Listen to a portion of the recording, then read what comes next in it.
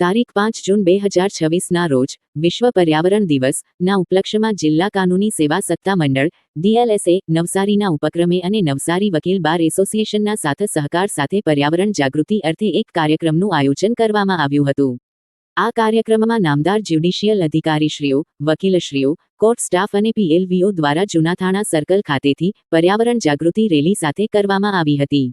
આ રેલીમાં DLSA નવસારીના નામદાર જ્યુડિશિયલ અધિકારી સચિવ શ્રી KD દ્વિવેદી સાહેબના નેતૃત્વ હેઠળ વકીલશ્રીઓ, કોર્ટ સ્ટાફ અને PLVOએ વિશ્વ પર્યાવરણ દિવસ અને વૃક્ષારોપણના બેનર સાથે જોડાઈને નવસારીના નાગરિકોમાં જાગૃતિ ફેલાવી હતી.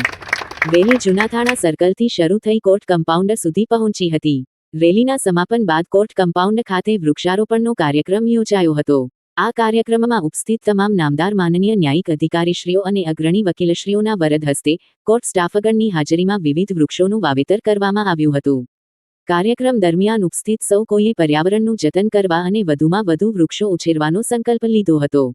આ પ્રસંગે ઉપસ્થિત મહાનુભાવોએ જણાવ્યું હતું કે પર્યાવરણની જાળવણી એ માત્ર તંત્રની નહીં, પરંતુ આપણા સૌની સામૂહિક નૈતિક અને સામાજિક જવાબદારી છે. વાવેલા વૃક્ષોનું યોગ્ય રક્ષણ થાય તે માટે પણ કચેરી દ્વારા જરૂરી કાળજી લેવામાં આવી રહી છે.